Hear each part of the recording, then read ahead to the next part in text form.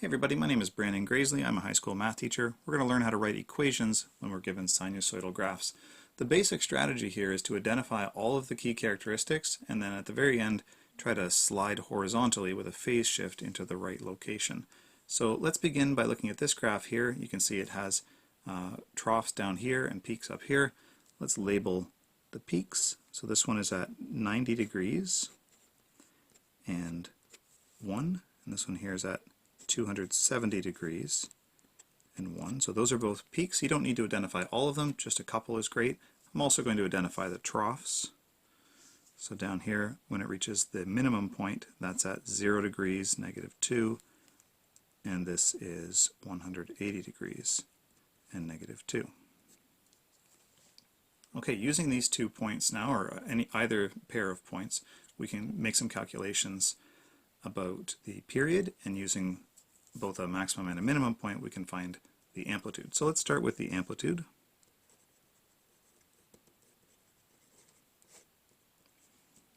We get that by taking the maximum point, subtracting the minimum point, the y values, and then dividing by 2. So that will be 1 on the top, subtracting -2 from the minimum, and then divide that by 2.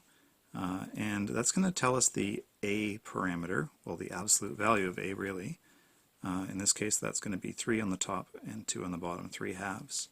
Now a can be positive 3 halves or negative 3 halves, but for what we're doing today it's usually helpful to just leave things in their positive form, and if necessary do a horizontal translation at the end to make things work out. But we will see a couple examples where it's helpful to have a negative version of the a value. Let's find the period.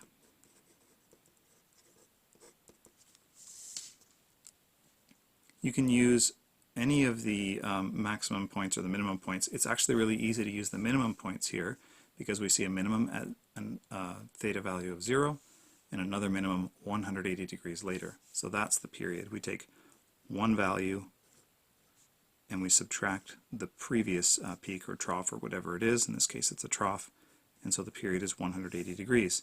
Now remember that the formula for period is also written like this.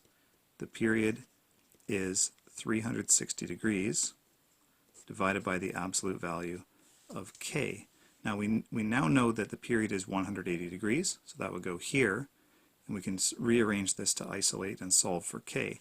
I'm going to do that first before I substitute in. That'll give us a new little formula. So I'm going to clear this denominator absolute k. It'll end up here. Dividing both sides by period, it will end up down here. So this is a tidy little formula for calculating k. You take 360 and divide by the period if you know it. So in this example here, the absolute value of k is 360 degrees divided by 180 degrees, which is 2. So k is 2 and a up here is 3 halves. Let's go on to the axis. Remember, the axis is that horizontal line through the middle of the graph, halfway between the peaks and the troughs. We find it similar to the amplitude calculation, but very slightly different. We take the maximum value and we add, not subtract, add the minimum value, and then divide by 2. This is the effect of averaging the top and the bottom to find the middle. And that's going to be, let's see, -1 on the top, 2 on the bottom, so that's y is -1/2. Let me just take a minute and sketch that onto the graph.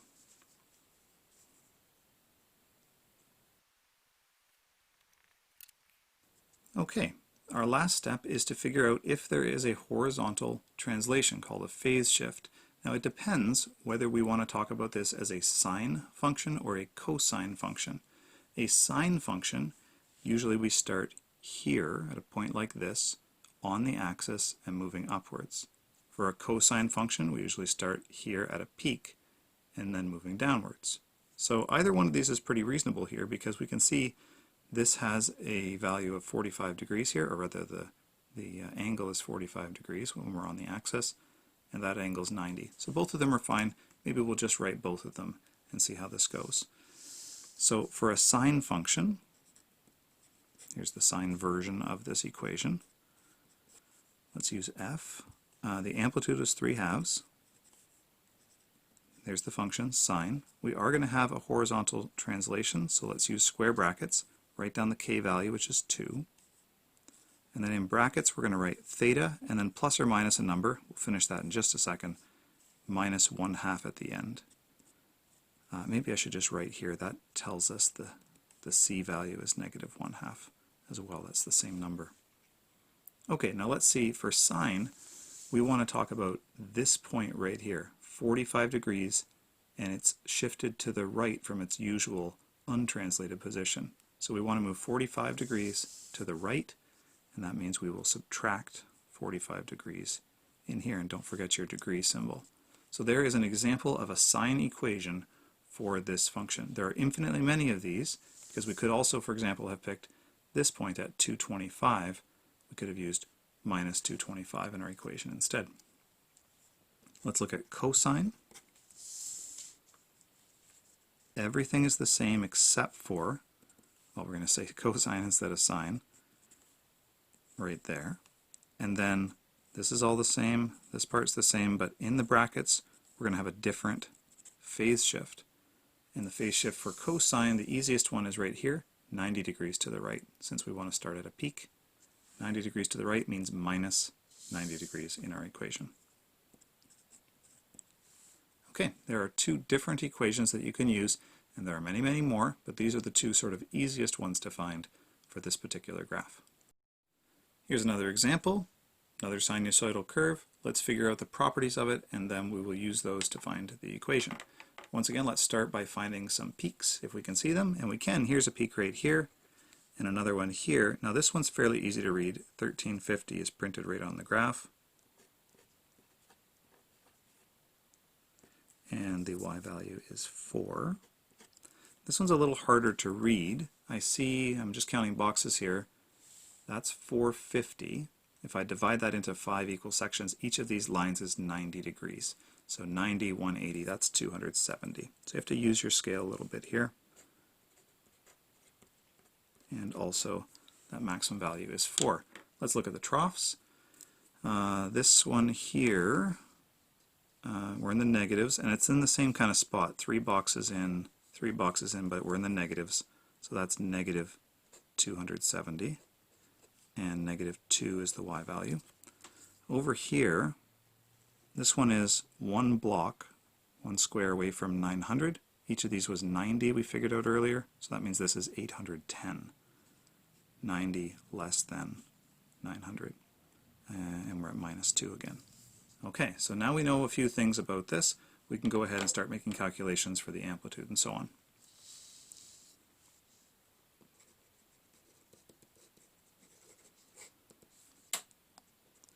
So for the amplitude, let's take a maximum, 4, and we will subtract a minimum, negative 2,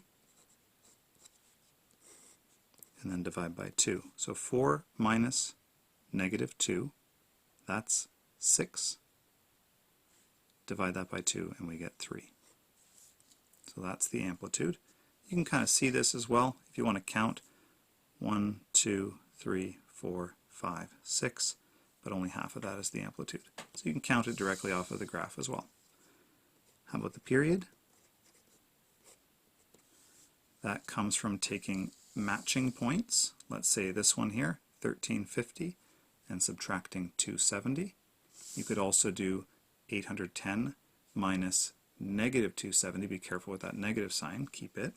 But I'll do the first one. Positive numbers tend to be a little easier. 1350 degrees and subtract 270 degrees. Those are the two peaks. That's a difference of 1080 degrees. We can use our little formula that we worked out to find k. It's 360 degrees divided by 1080. And that's going to be 1/3. Please don't write that as a decimal. Keep your fractions whenever possible. I mean, we have a fraction here to start with. Reduce it as much as you can. This one reduces nicely. Don't write decimals here. It's not worth it. You're going to round things off and make some mistakes. Okay, let's find the axis next.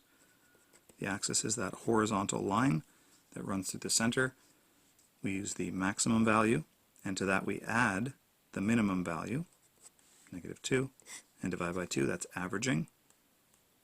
and we get, oh sorry, this should be a y equals, there we are. 4 plus negative 2 is positive 2, divide that by 2, I get 1, and so that also means that the c value is 1. And if you want, you can put a plus sign there as a quick reminder. Don't make it look like a 4 though. There we are. Okay, we're ready to talk about phase shift now. When I look at this one, I notice that, I'll just maybe sketch it in here, the axis goes right through here. So it's pretty easy with sine to write this equation because there's no horizontal translation required. It starts in the right spot. So sine is the easiest one here.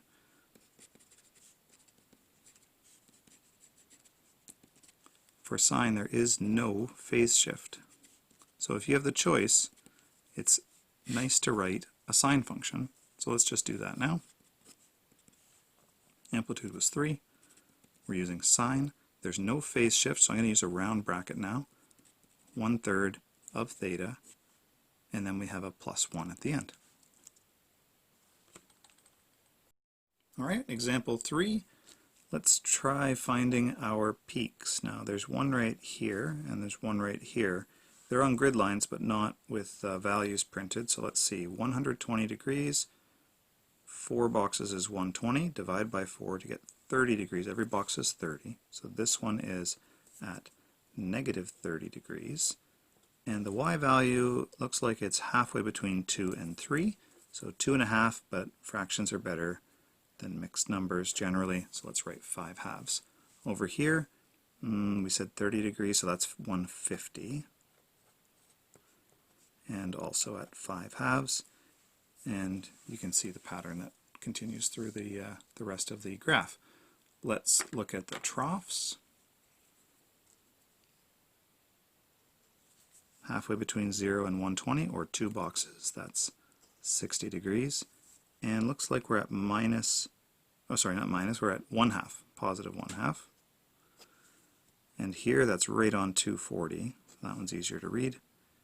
240 degrees and 1/2. Alright, let's start making some calculations.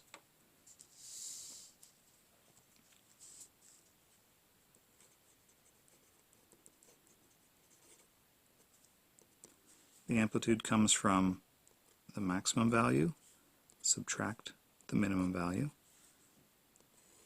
divide by 2. 5 halves minus 1/2 is 4 halves, or 2, then dividing by 2. That gives us just 1, which is going to be the absolute value of a, and we may leave a as a positive number anyway, so probably it's just going to be 1. Let's figure out the period. Now we can use any of our numbers here. I notice that I have 150 and negative 30, or I could use 240 and 60, and I like 240 and 60 personally.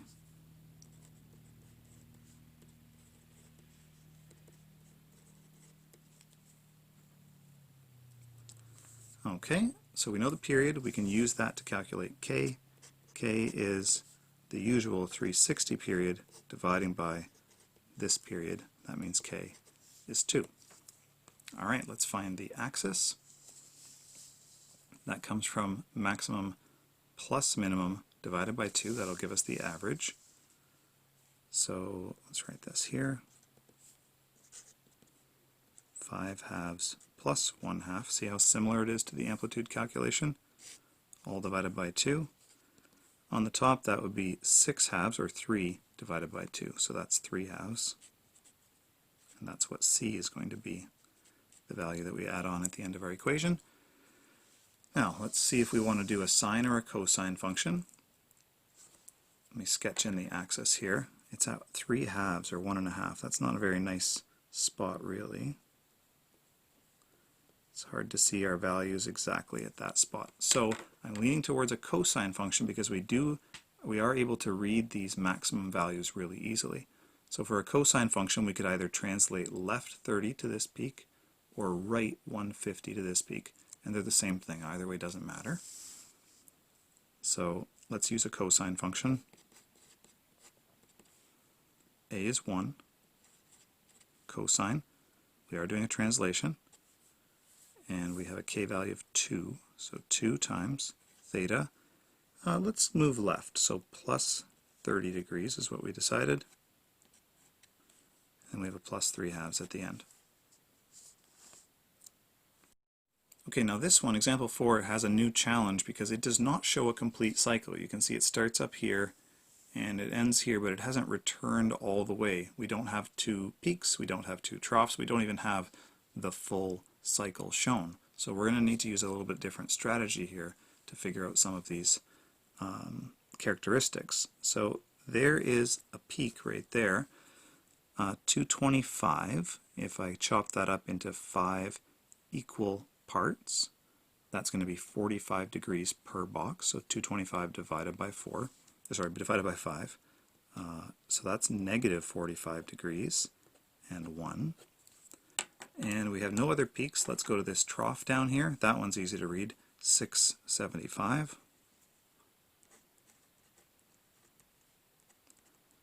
And negative 1. Well, I can see the amplitude is going to be 1. No calculation necessary. It goes up to 1, down to negative 1. The axis is going to be at 0. So that's fairly straightforward. Let's write down both of those facts right away. The amplitude is 1, and so the absolute value of A is 1 as well. And the axis we can read right away since the amplitude is so straightforward. The axis is y equals 0, therefore c equals 0, and we won't even write c in our equation because it's 0. Now, because we can't see an entire cycle, we can only see part of one, we have to find the period by using what we can see, which is half of the cycle. We can see half the cycle from this peak to this trough. So let me just write that down. From the peak, what was it, negative 45, 1, to the trough,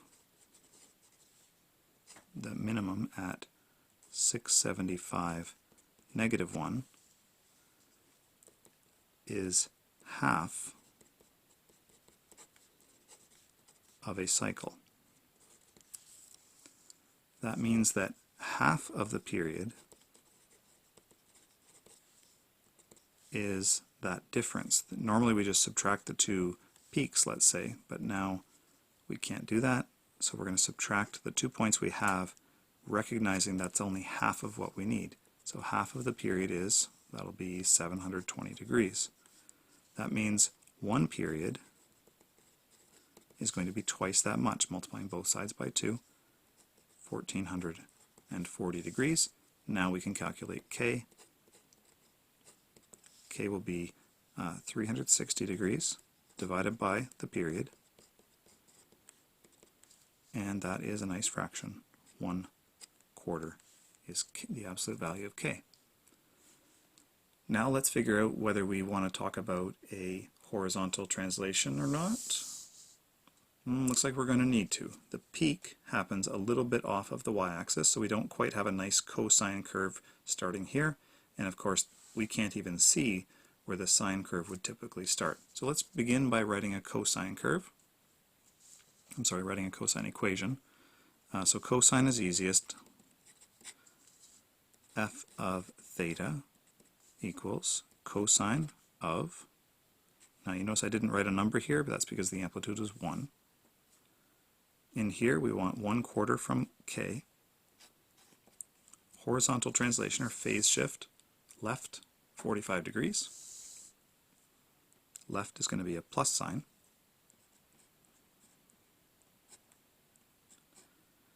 And remember that the axis is at 0, so there's no need to write plus 0 at the end here. So that's a great equation right there. Now for the sine equation, let's just write a sine equation for this. Even though we can't see that lovely starting point, there would be one right over here or one just over here that are a little bit off. Now we could figure out what those points are, but I'm going to show you another strategy. Rather than counting those boxes, what if we use this point right here? This point, which is going to be, let's see, 315 degrees. We can use that point because it is on the axis. It's just that we're kind of going in the wrong direction. Well, that's what happens when you have a vertical reflection. So if I were to flip this over, put the peak here and the trough down here, that would be moving in the direction that we like, or that sine typically moves in. So we can cause a reflection and then translate to the right 315 degrees. So we do that like this. Here's the vertical reflection. See the minus sign? That's a -1 right there. 1/4. And we want to go to the right, so minus 315 degrees. Lots and lots of options for how to write that. We can move left or right by a full period anytime you want to. And in this case, moving 315 and flipping it over is a good move to give us a sine equation. Okay, our final question. A sinusoidal function has a peak of 30 degrees and 5, and an adjacent trough is at 120 degrees and 1. So adjacent means the next one over. List the characteristics of the function. Okay, that's what we've been doing. And write a sine equation and a cosine equation for the function. So we're going to do both here. Well, let's begin by plotting some points. I guess we need a scale. We have a maximum of 5 and a minimum of 1. So I think I can just do this. That fits nicely. Now horizontally I've got 30 degrees and 120. Now those numbers are both multiples of 30. So if I make my scale 30 degrees, 60 degrees, 90 degrees, 120, and so on, that'll be nice. Let me just fill this in. Okay, so that's a lot of scale. Let's plot the points for our maximum and our minimum that we do know already. 30 degrees and 5, that's up here, that's our maximum. And the minimum is at 120 and 1.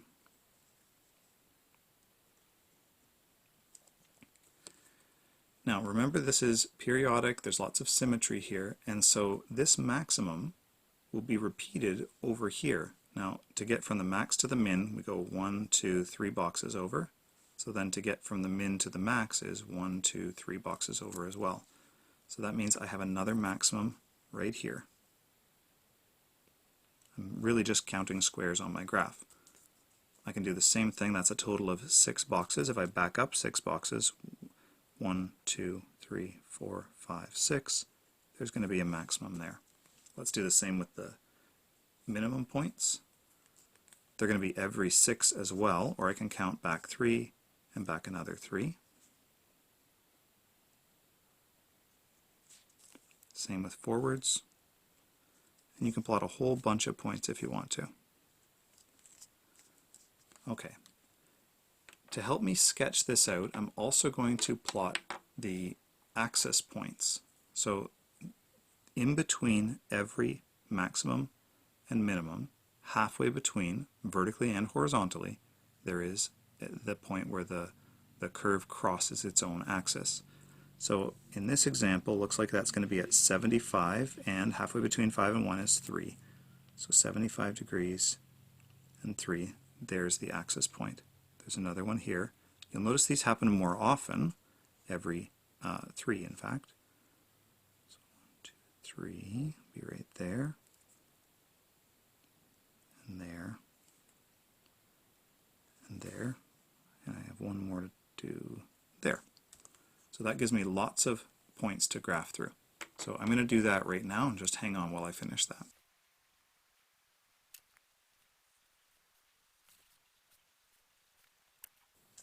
Okay, all finished, and I have a nice graph to work with. Now, it's not strictly necessary that you draw this graph. You'll be able to see we do a lot of our calculations without using the graph itself. So let's get started figuring out the characteristics of the function. Let's begin with the amplitude again. It comes from the maximum value, subtracting the minimum value, dividing by 2. 5 minus 1 is 4, divided by 2 is 2. And so that's the absolute value of A. Period. Now, without looking at our graph, we can figure out that half of the period is from 30 to 120, that's 90 degrees, So we're going to get 180 as the total period, just like we did in the previous example. I can also use this point, 2, 10, and 30, or any other matching points like that. Don't use axis points. They are not the same. They're halfway, actually. So use maximum points or minimum points. So 210 minus 30 is fine. Let's use that.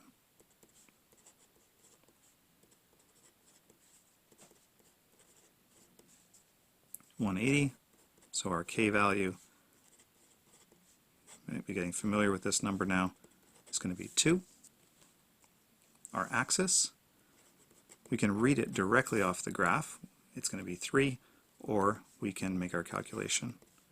Maximum plus minimum divided by 2, and that'll be 3. That means the c value is positive 3.